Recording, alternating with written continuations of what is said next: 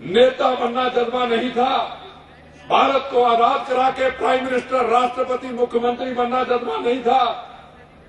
और आज का राजा क्या कहता है, आज का लालू प्रसाद यादव क्या कहता है, आज का कलवानी क्या कहता है, मां गोली सीने पे नहीं खाएंगे, भारत माता को नोच नोच के खाएंगे। मां गोली सीने पे नहीं खाएंगे, इस भारत माता को आतंकवाद का गुलाम बनाएंगे। इतना राजनीति के अंदर बदलाव आया। राजनीति वो भी थी, राजनीति अब भी है, राजनीति आजादी के बाद भी थी। कौन था नेता? लाल बहादुर शास्त्री, सरदार पटेल, जिन्होंने रजवाड़ा सिस्टम खत्म किया था। नाम बहुत ले सकता हूं मैं, मेरे बड़े नेता जिनका नाम ले सकता हूं, पर नाम लेने की हिम्मत नहीं है। झूठ आपके सामने नहीं बोल सकता। आजादी के बाद 2 लीडर हुए, एक था लाल बहादुर शास्त्री, एक था सरदार पटेल, और एक हिंदुस्तान का राष्ट्रपति, वो आप नौजवानों का नेता था जिसका नाम था अब्दुल कलाम, जो स्टूडेंट का नेता था।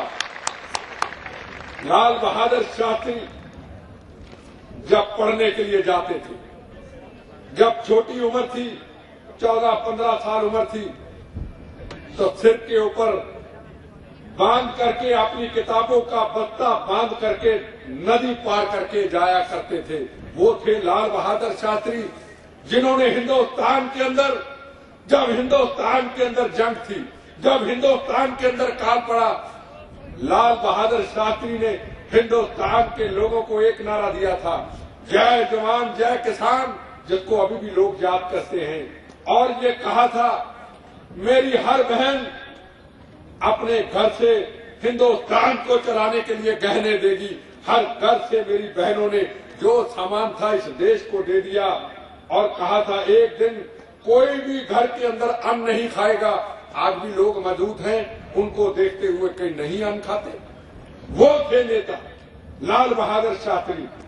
एक नेता थे जिनके नाम के आगे जुड़ा हुआ है नेताजी सुभाष चंद्र बोस। बहुत बड़ी कुर्बानी दी इस देश को आजाद कराने के लिए, बहुत बड़ा संघर्ष किया।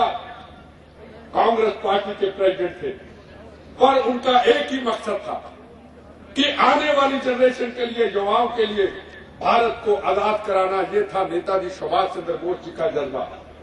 कितनी बड़ी कुर्बानी।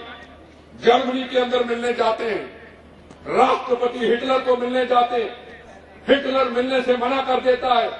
बड़ी मुश्किल से 5 मिनट का टाइम मिलता है। नेताजी सुभाष चंद्र बोस को हिटलर को एक सवाल पूछते हैं कि आप हमें इंडियन डॉग क्यों कहते हैं?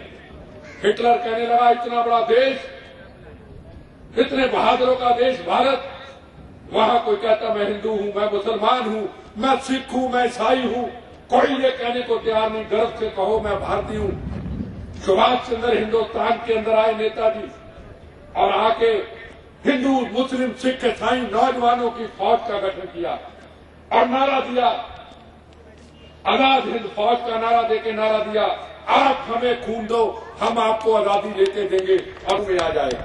देश को आजादी लेके दी। वो थे जज्बे नेताओं के। आज नेताओं के जज्बे कहां हैं? आज देश किसके सहारे है? आज देश को कौन बचाएगा? आज युवा पीढ़ी के लिए कौन आगे फ्यूचर बनाएगा?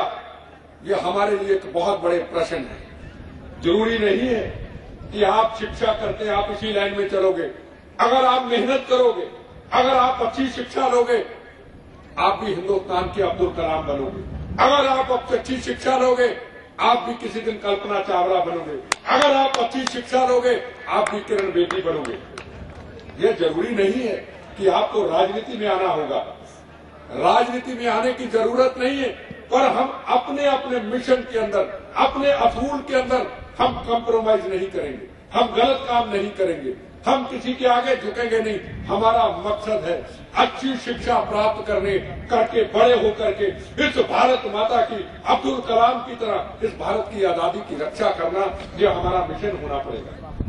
मैं भी आपके सामने हूं, मैं कैबिनेट मंत्री रहा, मैं हिंदुस्तान की यूथ कांग्रेस का प्रेसिडेंट रहा, मैं भी आप चीफ मिनिस्टर बन सकता था। मैं भी आज हिंदुस्तान का होम मिनिस्टर बन सकता था। मैंने कहा नहीं, इतने बम शरीरों के ऊपर चले।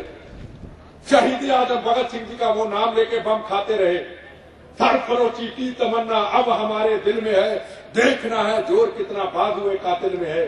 एक ही मकसद लेके चला कि भारत माता की आजादी की रक्षा करनी है।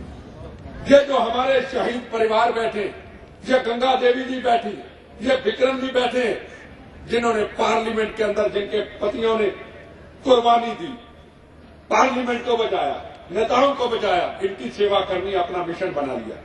कुर्सी सत्ता से दोस्ती नहीं की, हमने मौत से दोस्ती कर ली। हम भी बन सकते थे। आज गंगा देवी जी बैठे हैं यहां पे, इनको पूछिए किस तरीके से इनके पति शहीद हुए। पार्लियामेंट के अंदर 10 पुलिस के बहादुर जवान थे जिन्होंने पूरे पार्लियामेंट को बचा दिया, पूरे पार्लियामेंट के नेताओं को बचा दिया। उसमें हर पॉलिटिकल पार्टी का नेता था। अगर वो 10 जवान अपने सीने पे गोली ना खाते तो देश की क्या हालत होती, देश टूट जाता। आज हम कहां होते हमें कुछ पता नहीं। क्या करने आए थे आतंकवादी? पार्लियामेंट के अंदर घुसने आए थे, देश को तोड़ने आए थे। और पार्लियामेंट के अंदर अगर वो चले जाते, अगर जवान सीने पे गोलियां ना खाते तो सबको खड़ा कर लेते, उठ जाइए। पार्लियामेंट के अंदर नेताओं को शरीर पे बम था, बटन दबाना था, पूरा पार्लियामेंट उड़ जाता, वो भी उड़ जाते और हिंदुस्तान के नेता भी उड़ जाते। वहां उपराष्ट्रपति भी थे, वहां होम मिनिस्टर भी थे, वहां प्राइम मिनिस्टर भी थे। और क्या कहते नेताओं को, बोलो कश्मीर देते हो या बटन दबाएं। अब्दुल कलाम जैसे राष्ट्रपति 2-3 नेता ऐसे होते जो कहते कश्मीर नहीं देंगे, कश्मीर का और हिस्सा ऑक्युपाई पाकिस्तान का हिस्सा लेके फिर दम छोड़ेंगे। और 80% नेता क्या कहते, कश्मीर भी ले लो। पंजाब के अंदर जो खालिस्तान की मांग उठ रही थी, जिसके लिए हमारे जवानों ने शरीरों पे बम खाए, पंजाब भी पाकिस्तान में मिला लो। और हमारी जो लाल बत्ती की गाड़ियां खड़ी हैं, इसमें तिहाड़ जेल से जेलों में बंद आतंकवादियों को लेके वाघा बॉर्डर के जरिए पाकिस्तान ले जाओ। अगर वो जवान सीने पे गोलियां ना खाते, जवानों ने गोलियां खाई, इस देश की आजादी की दूसरी रक्षा की, हिंदुस्तान के संविधान के मंदिर की रक्षा की। और उसके बाद जब सुप्रीम कोर्ट के जजेस मौत का कफन बांध करके फैसला सुनाते हैं, अफजल के ऊपर सजाए मौत, अभी तक उसको सजा नहीं हुई। तिहाड़ जेल में बैठा है अफजल, उसको चिकन भी खिलाया जाता है, मटन भी खिलाया जाता है, घूमने की ये इजाजत भी दी जाती है, फांसी नहीं दी जाती। सुप्रीम कोर्ट के फैसले का अपमान किया जाता है, फांसी क्यों नहीं दी जाती? अगर अफजल को फांसी होती है तो हिंदुस्तान का मुस्लिम वोट टूट जाएगा। जिस आतंकवादी ने मेरे पे बम ब्लास्ट किया, ये विक्रम जी बैठे हैं, इनका भाई मेरे साथ ऐसे ही सुरक्षा का जवान था जो मेरी लिए सुरक्षा कर रहा था। शरीर उड़ गया, चिथड़े चिथड़े हो गए, पर उसकी बंदूक गोलियां चलाती रही। आज जिस आतंकवादी को फांसी की सुप्रीम कोर्ट ने फैसला सुना दिया, अगर उसको फांसी होती तो इनका सिख वोट टूट जाएगा। अगर राजीव गांधी के कातलों को फांसी होती है तो इनका तमिलनाडु वोट टूट जाएगा। क्या देश को बचा पाएंगे?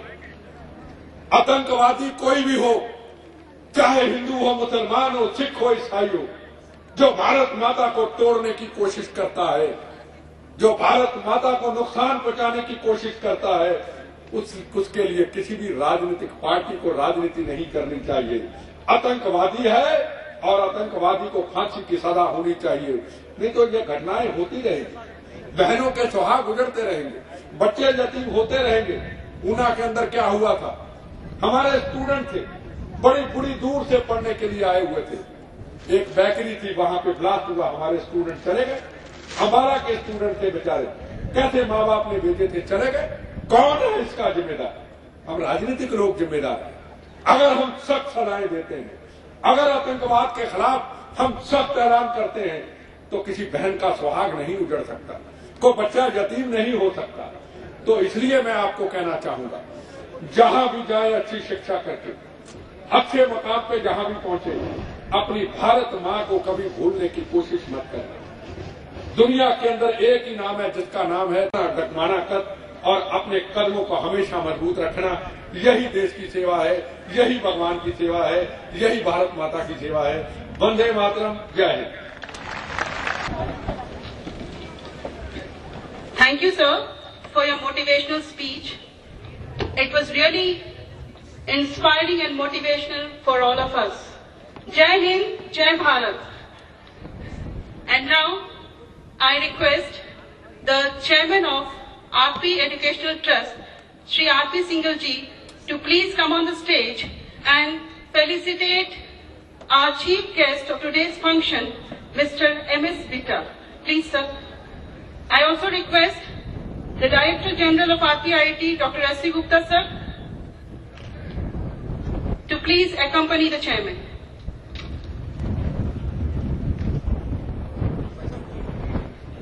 Kinder?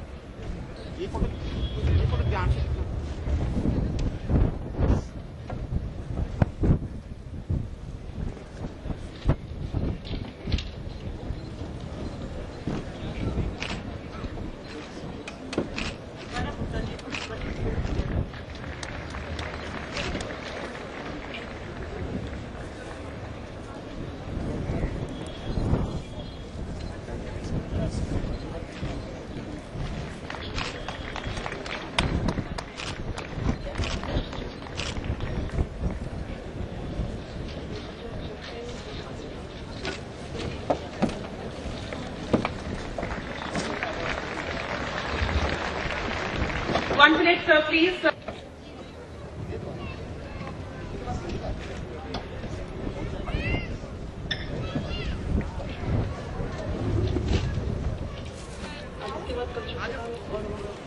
रुकिए।